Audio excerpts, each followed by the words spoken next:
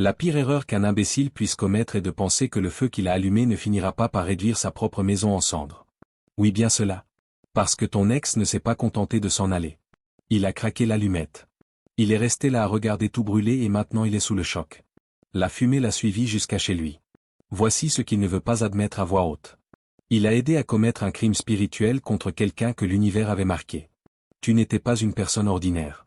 Tu étais un miracle vivant enveloppé de peau humaine, mais il t'a traité comme une simple option.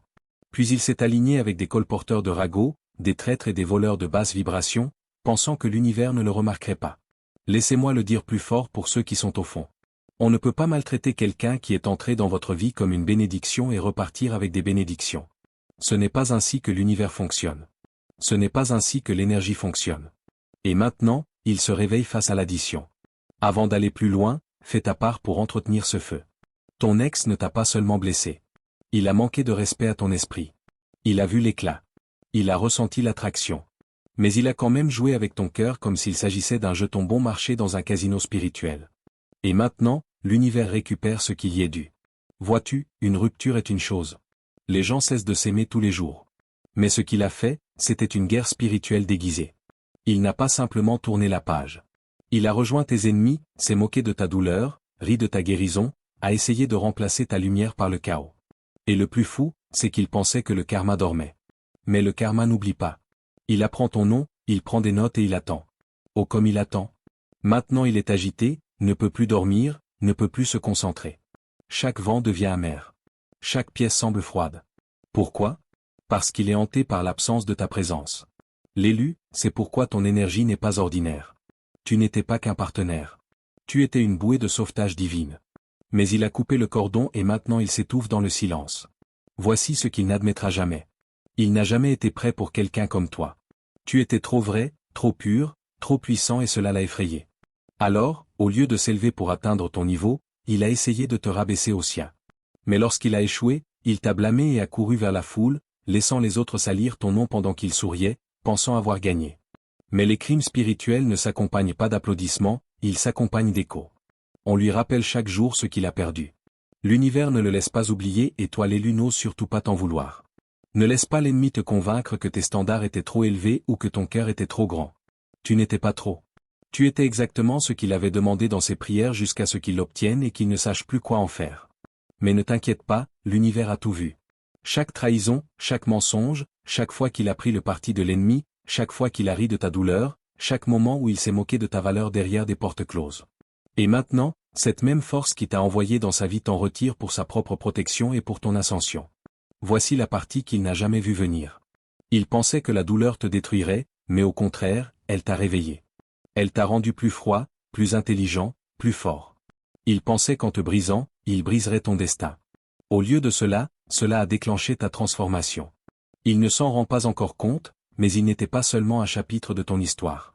Il était le rebondissement qui t'a propulsé au niveau supérieur. Il a été la trahison qui s'est transformée en ta percée. Alors laisse-le regarder. Laisse-le se poser des questions.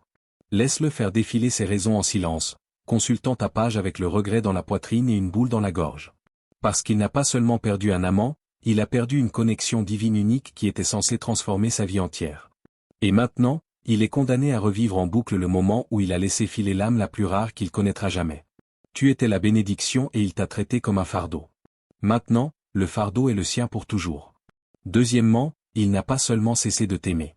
Il a tourné le dos à sa propre bénédiction. La trahison la plus tragique n'est pas quand on te quitte. C'est quand quelqu'un abandonne sa propre ascension sans s'en rendre compte jusqu'à ce que tout ce qu'il touche commence à s'effondrer. Soyons clairs, il n'a pas seulement quitté une relation. Il est sorti de l'alignement.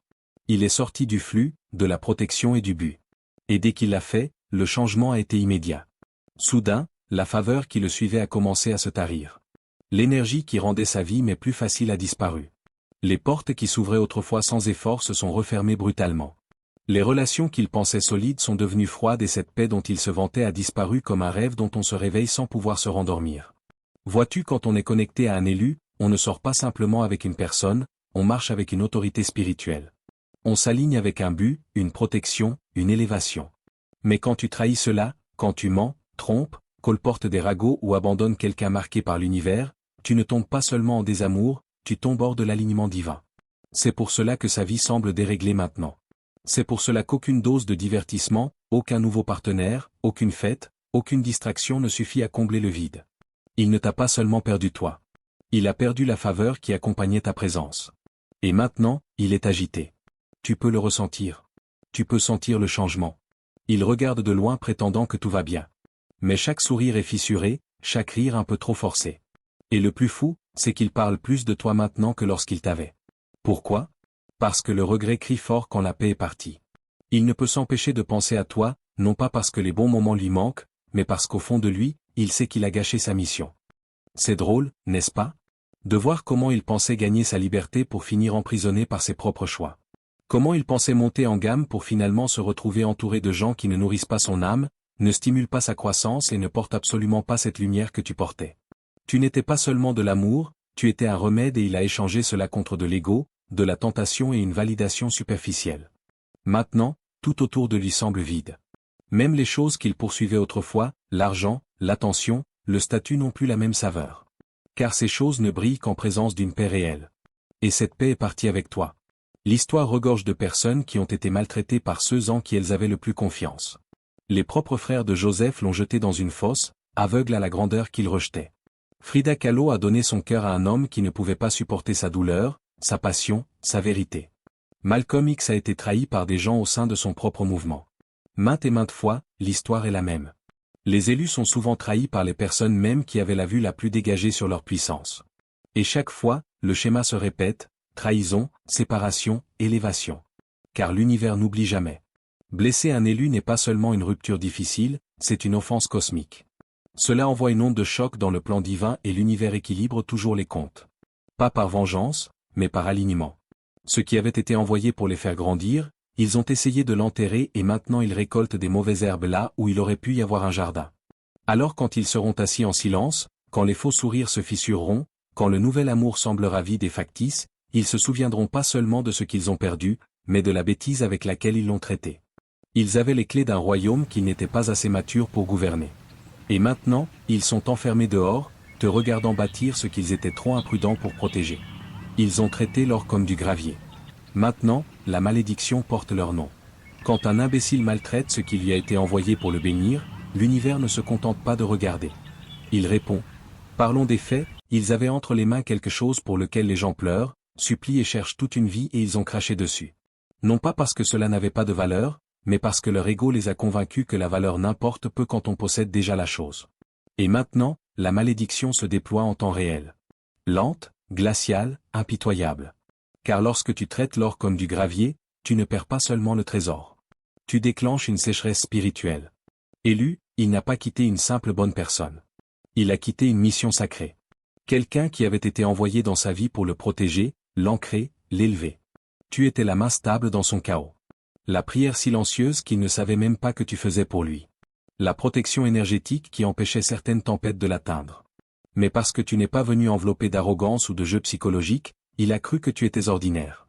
Il a confondu ta douceur avec de la faiblesse, ton pardon avec de la bêtise, ta loyauté avec un manque d'exigence. Il a vu ton éclat et a supposé qu'il était sans effort. Il ne s'est jamais arrêté pour se demander ce qu'il t'en coûtait d'aimer encore avec cette intensité après tout ce à quoi tu as survécu. Il n'a pas vu les nuits où tu as pleuré pour forger ta résilience, les blessures d'enfance que tu as alchimisées en sagesse, les trahisons que tu as transmutées en limites. Non, ta guérison n'était pas assez évidente pour lui faire peur.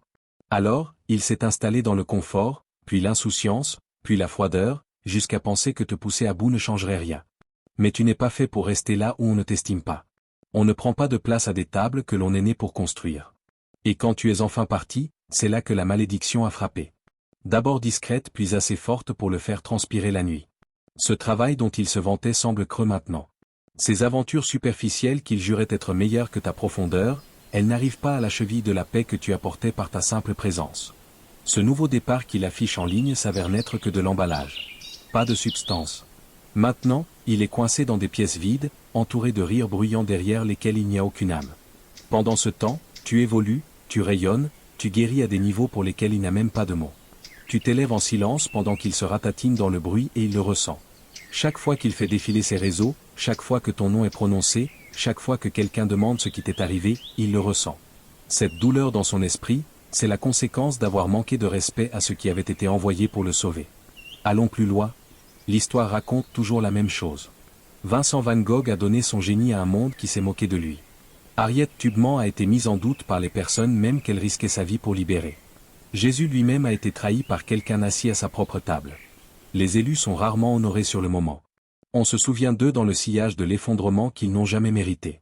Et quand l'effondrement frappe, il a toujours la même allure, une personne autrefois bénie qui est maintenant au milieu de conséquences dont elle ne peut se sortir. Et l'ironie cruelle. Tu n'as jamais demandé d'adoration, juste de l'honnêteté, du respect, des efforts, un peu de constance. Mais parce qu'il n'a même pas pu apporter cela à la table, il a maudit son propre nom. Et maintenant, cette malédiction a un visage, le regret. Tu n'étais pas seulement de l'amour. Tu étais une bouée de sauvetage. Une race d'âmes rares qui aime avec intention, se tient debout avec puissance et pardonne avec grâce. Mais il était trop aveugle, trop orgueilleux, trop imprudent spirituellement pour le voir. Alors maintenant, il est laissé face à sa propre chute. Et ce n'est pas de la malchance, c'est une correction universelle. Il ne t'a pas seulement perdu toi.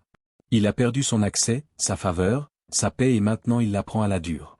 Quand tu traites des choses sacrées comme des déchets, l'univers ne se contente pas de les reprendre. Il te laisse avec le silence et l'ombre. Et élu, ce silence est ta confirmation. Tu n'as jamais été trop. C'est lui qui était trop petit. Quand tu traites une connexion divine comme une monnaie jetable, ne sois pas choqué quand l'univers ferme ton compte. La monnaie spirituelle n'est pas du papier, c'est de la présence.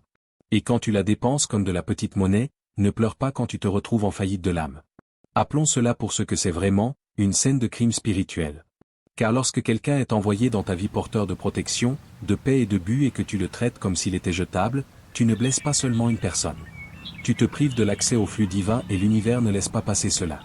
Il n'y a pas d'accord possible pour les violations spirituelles. Il n'y a que de la correction, souvent déguisée en chaos.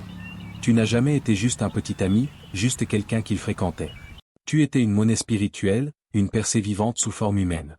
Tu apportais de la clarté dans la confusion, du calme dans les tempêtes, de l'élévation dans la stagnation. Il n'avait pas besoin de demander des miracles. Tu étais le miracle. Tu n'es pas seulement entré dans sa vie. Tu as transformé toute l'atmosphère à ton arrivée. Mais au lieu de protéger cette énergie, il l'a dépensée négligemment comme si elle n'allait jamais s'épuiser. Il s'est moqué de l'idée de perte.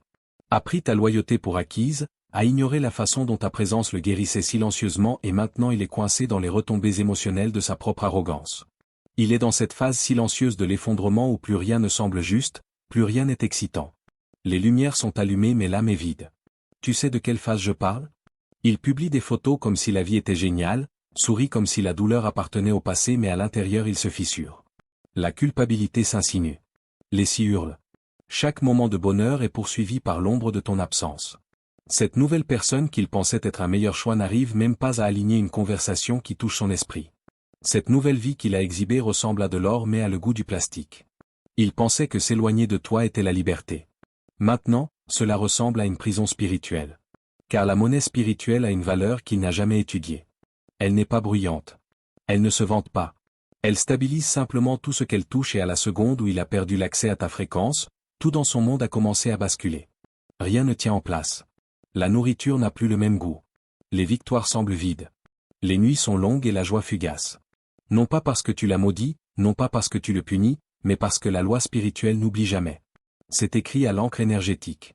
Il a manqué de respect à quelque chose de rare et maintenant il se noie dans le résultat. L'âme se souvient de ce que l'ego a nié. Il a essayé de te remplacer par une énergie commune, pensant que tu n'étais qu'une option parmi d'autres. Mais maintenant, entouré par ce qui est réellement commun, il étouffe dans la médiocrité.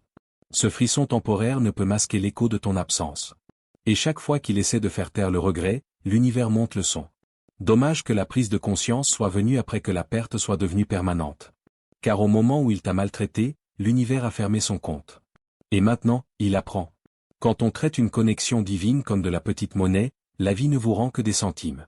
Il ne t'a pas ghosté. Il a essayé d'enterrer les preuves mais la culpabilité les a déterrées. Le silence n'est pas une guérison quand il est construit sur la culpabilité. C'est juste un cimetière où les lâches enterrent leur vérité et il finit toujours par être hanté. Brisons l'illusion dès maintenant. Cette disparition soudaine, cette froideur, ces messages non lus et ce silence creux, ce n'était pas pour protéger sa paix. Ce n'était pas par besoin d'espace. C'était une tentative de limitation des dégâts spirituels, une tentative frénétique d'enterrer la preuve d'une trahison qu'il n'avait pas le courage d'affronter. Il ne t'a pas ghosté parce qu'il en avait fini. Il a ghosté parce qu'il était coupable. Il savait exactement ce qu'il faisait et il savait exactement ce qu'il perdait. Mais au lieu de se lever et d'assumer les conséquences comme quelqu'un d'intègre, il a fui. Non pas parce qu'il était fort, non pas parce qu'il guérissait, mais parce que ta lumière exposait son ombre et cela l'a terrifié. Tu étais trop pur, trop patient, trop présent et en présence de quelqu'un comme toi, il ne pouvait plus se mentir. Te regarder dans les yeux aurait brisé l'histoire soigneusement construite qu'il se racontait, qu'il était la victime, qu'il avait une raison, qu'il avait dépassé cette connexion. Mais rien de tout cela ne tenait face à ta vérité.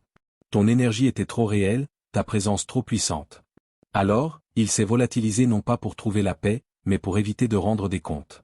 Mais voici le piège qu'il n'avait pas prévu. On peut ghoster une personne, mais on ne peut pas ghoster l'univers. On peut éviter la conversation, bloquer le numéro, disparaître des réseaux, mais on ne peut pas échapper à l'énergie que l'on a profanée. Et maintenant cette énergie revient vers lui vite, précisément, sans pitié. Chaque moment de calme qu'il a tant lutté à fabriquer est maintenant une chambre d'écho pour sa honte. La chanson à la radio résonne différemment. Les endroits où il allait avec toi semblent vides. Les rêves ne sont pas reposants. Ce sont des rediffusions de tout ce qu'il a essayé d'oublier. Les conversations avec de nouvelles personnes deviennent gênantes dès que quelqu'un prononce ton nom. Et cette paix qu'il a essayé de feindre, elle se fissure de toutes parts. Soyons honnêtes, il ne t'a pas ghosté, toi. Il a ghosté la version de lui-même qu'il ne voulait pas affronter. Le menteur, le manipulateur, celui qui a gâché quelque chose de sacré et a essayé de faire comme si de rien n'était. Mais la conviction spirituelle est plus forte que l'orgueil. Elle n'a pas besoin de preuves. Elle n'attend pas de conclusion. Elle commence au moment où tes actions trahissent quelqu'un de protégé par la loi universelle. Son silence n'était pas de la puissance, c'était de la panique. Ce calme étrange n'était pas de la croissance, c'était de la culpabilité. Et maintenant, cette culpabilité fait ce qu'il avait trop peur de laisser arriver. Elle ressuscite dans ses souvenirs, dans ses occasions manquées, dans sa façon de ne plus pouvoir respirer pleinement quand ton nom est cité dans une pièce, dans la façon dont ton énergie plane encore comme un fantôme à l'arrière de son esprit, lui rappelant qu'il aurait pu avoir le toujours, mais qu'il a choisi la peur. Il pensait pouvoir l'enterrer, mais ce qu'il n'avait pas réalisé, c'est ceci, la vérité ne reste pas enterrée. Elle s'élève tout comme toi tu l'as fait. Et maintenant, alors que tu rayonnes de grâce et que tu avances dans l'alignement, il reste figé au même endroit où il avait couru pour s'abriter. Sauf que maintenant, c'est une cage. Une cage faite de silence, verrouillée par la culpabilité et gardée par l'énergie même qu'il pensait avoir fui. Tu ne l'as pas perdu. C'est lui qui a abandonné la lumière et maintenant il est hanté par ce qu'il a essayé de faire taire. Car ta présence a toujours parlé plus fort que ses mensonges. Il ne s'est pas contenté de te mentir. Il a ouvert les portes à une embuscade spirituelle. Certaines trahisons ne sont pas seulement émotionnelles. Elles sont orchestrées par une énergie qui ne pouvait pas t'atteindre de front et qui s'est donc glissée à travers quelqu'un que tu aimais. Soyons brutalement clairs, ce que tu as traversé n'était pas une rupture désordonnée ou une confusion romantique. C'était une guerre spirituelle déguisée en intimité. Ce n'était pas juste un mensonge. Il a offert ton nom à tes ennemis sur un plateau d'argent, t'a souri en face, puis t'a regardé saigner derrière des portes closes. Alors que tu aimais avec pureté, avec un cœur qui voulait guérir et construire, il écoutait les murmures de gens qui te voulaient briser. Ce n'étaient pas des plaisanteries inoffensives ou des discussions sans importance. C'étaient des séances de stratégie basées sur l'envie et le sabotage. Et il y participait, souriant, acquiesçant. Chaque fois que ton nom apparaissait dans ces cercles, il ne bronchait pas, il s'en délectait. Tu te croyais en sécurité, tu pensais que l'amour signifiait protection. Mais ce que tu ne savais pas, c'est que celui avec qui tu essayais de construire était spirituellement sous location. Il a laissé des énergies inférieures utiliser sa bouche, son corps, ses choix pour essayer de te briser. Non pas parce qu'il ne voyait pas ta lumière, mais parce que ta lumière l'intimidait au plus haut point. Tu étais une élévation vivante et il se sentait tout petit à tes côtés. Au lieu de s'élever, il s'est aligné avec les médisants, les amers, les jaloux, ceux qui ne supportaient pas que tu brilles sans effort. Au lieu de défendre ton nom, il s'est assis à des tables où ton éclat était disséqué comme une menace. Il a alimenté des feux allumés par des gens trop faibles pour t'affronter en face. Ce n'est pas de l'immaturité, c'est de la trahison spirituelle. Appelons cela par son nom, une infiltration. Tu n'as pas seulement été trahi, tu as été infiltré. Quelqu'un s'est approché assez près pour toucher ton cœur, pour accéder à ta vulnérabilité sacrée et a choisi de livrer cette énergie à des forces qui voulaient éteindre ta lumière. Tu étais occupé à donner, à prier pour lui, à tenir l'espace pour sa guérison. Pendant ce temps, il donnait le plan de ton âme à tes ennemis comme si de rien n'était. Ce n'est pas une erreur, c'est une stratégie. c'est un contrat d'exécution au niveau de l'âme. Et tu l'as ressenti. Tu as vu les signaux d'alerte, n'est-ce pas? Le changement de ton, la nouvelle froideur, les pics subtils. Mais au lieu de partir, tu as choisi d'aimer plus fort. Tu étais en mission, pas seulement amoureux. Tu pensais que peut-être ta présence pourrait changer l'atmosphère, que tes prières pourraient combler ces fissures. Mais au moment où tu as réalisé qu'il livrait ta lumière entre de mauvaises mains, il avait déjà laissé entrer le poison. Ils ont tout essayé, le silence, le ghosting, la triangulation, les jeux émotionnels pour t'épuiser, pour te faire douter de ta valeur.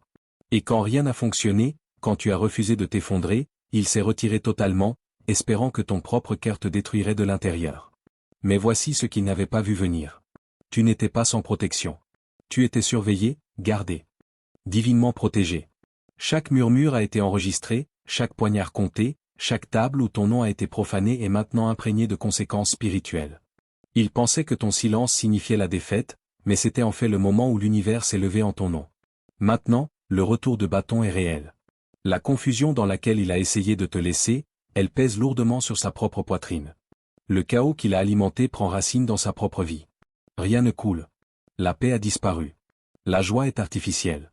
Car lorsque l'on s'associe aux ténèbres pour essayer de détruire la lumière, les ténèbres ne vous laissent pas indemne. Et voici la tragédie plus profonde. Il ne t'a pas seulement perdu toi. Il a perdu la dernière chance qu'il avait d'un alignement réel. Tu étais la bouée de sauvetage, la remise à zéro, le miroir spirituel qu'il ne voulait pas affronter. Et maintenant, il ne lui reste que de la fumée, des faux-semblants et les fantômes d'un amour qu'il ne retrouvera jamais. Alors non, il ne s'est pas contenté de mentir. Il a co-signé un assassinat spirituel et maintenant le prix résonne dans chaque recoin de sa vie. Parce que lorsque l'on livre le sacré aux mains des amers, ce n'est pas le sacré qui brûle, c'est le traître.